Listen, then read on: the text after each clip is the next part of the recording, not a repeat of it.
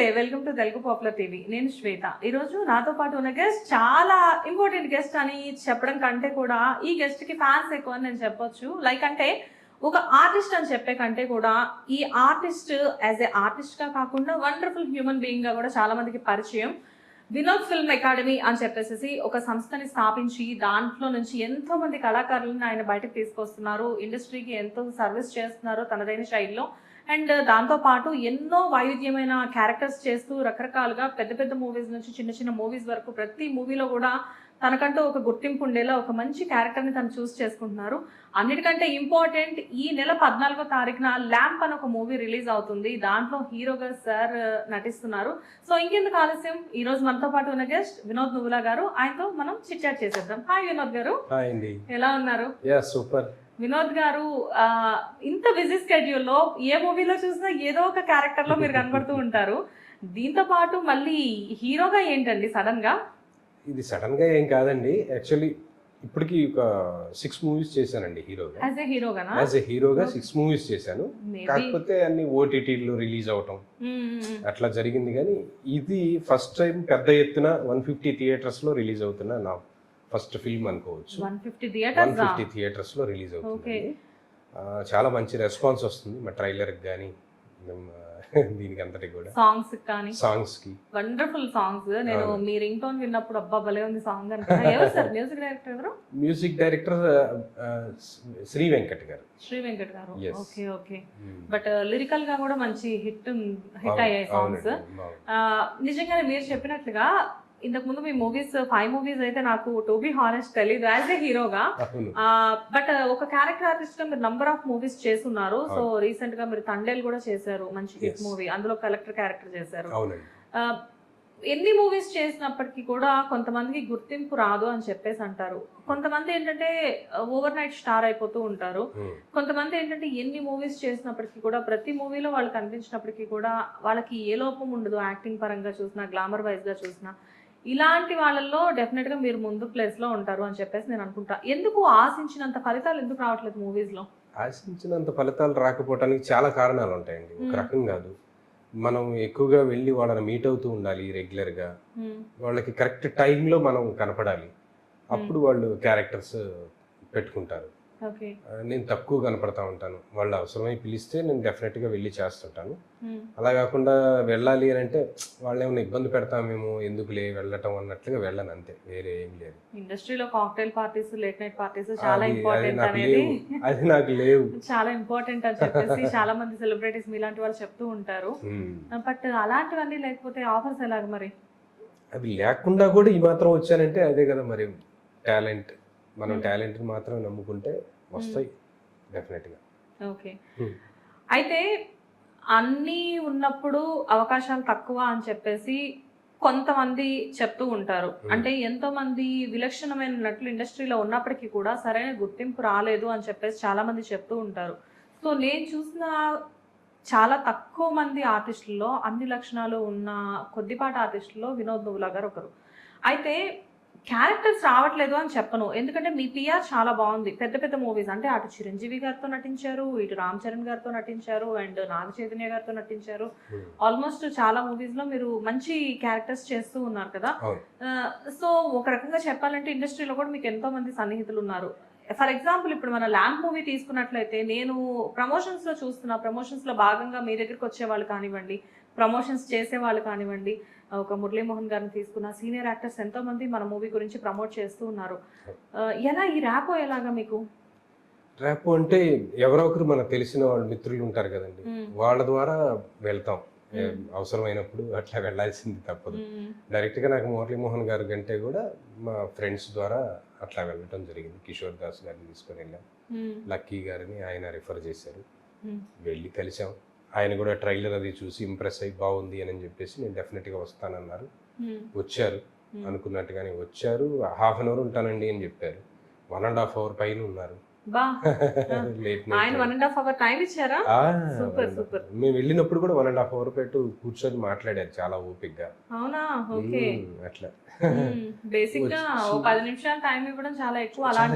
నిజం. మాతో వేరే వాళ్ళు కూడా అన్నారు, సార్ ఒక 10 నిమిషాలు కూర్చోగానే ఇంకా బయలుదేరండి అంటారు. అట్లాంటిది మీతో ఎలా స్పెండ్ చేశారు అని చెప్పి అన్నారు.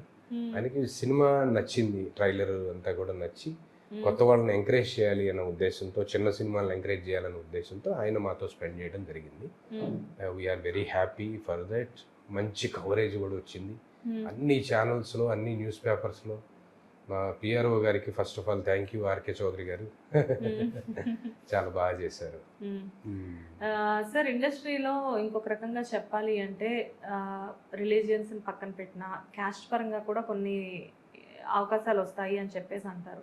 సో ఇండస్ట్రీలో ఉంది మొత్తం అంతా కూడా మీకు సంబంధించిన సామాజిక వర్గమే. సో ఆ విధంగా అవకాశాలు రావడం ఎప్పుడు జరగలేదా మీకు? ఆ రకంగా అవకాశాలు ఇప్పుడు రాలేదండి.